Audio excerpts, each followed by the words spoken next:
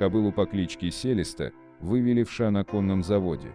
В 2012 году конный завод, принадлежащий композитору Эндрю Ллойду Уэбберу, продал породистую лошадь на аукционе за $328 тысяч, около 23,7 миллионов рублей по текущему курсу. У Селесты оказалась безупречная родословная, ее отцом был легендарный скаковой жеребец Уорфронт, по сей день считающийся самым дорогим производителем в Северной Америке, за случку с которым владельцы лошадей готовы заплатить до $250 тысяч.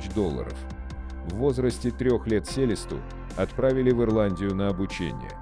Но скаковой лошади из нее не вышло, и ее перепродали для разведения за бесценок.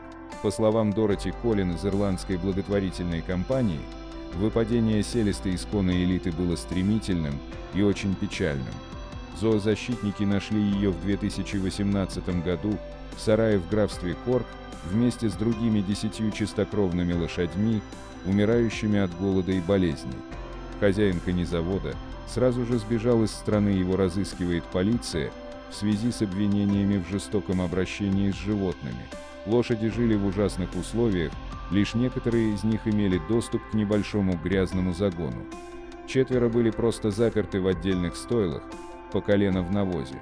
Волонтерам и сотрудникам Министерства сельского хозяйства пришлось прокапывать в грязи дорогу к животным. По словам Дороти, они выходили, поскальзываясь и падая.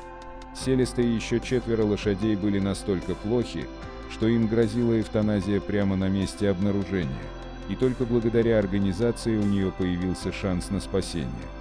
Зоозащитники взяли под опеку особо пострадавших лошадей и в итоге спасли 3 из них. Тогда, по пути в Центр спасения животных в Килдаре, еще не было понятно, что среди лошадей есть элитные особы. Селеста была совсем не похожа на кобылу, за которую на аукционе отдали сотни тысяч долларов. Она была истощена, через кости проглядывали ребра.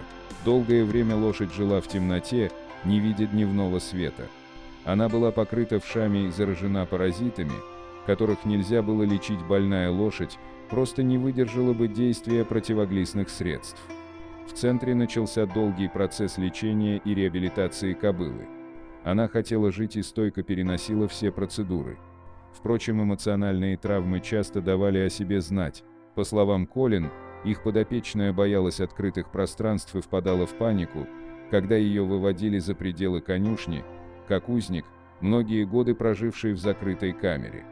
По мере выздоровления к лошади стал возвращаться ее статный вид. Селеста заинтересовала заводчиков. Когда она поправилась и встала на ноги, ее отправили к прежнему тренеру Мартину Лафану и его внучке Аби Планкет. Опытные специалисты помогли подготовить животное к соревнованиям и вернули ей ее фирменный парящий прыжок, благодаря которому Селеста победила в чемпионате в категории нескакавших лошадей. Участие Селесты в соревнованиях всегда вызывает ажиотаж, говорит Коллин. Ее историю узнали многие, и все удивляются, как лошадь смогла выжить и добиться такого успеха.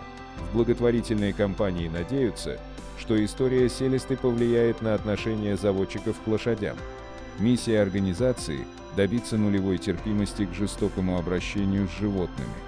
Мы наблюдали, как сотни лошадей попадали под нашу опеку после содержания в ужасных условиях. Это недопустимо, говорит Коллин. Для нас не важно, откуда они пришли.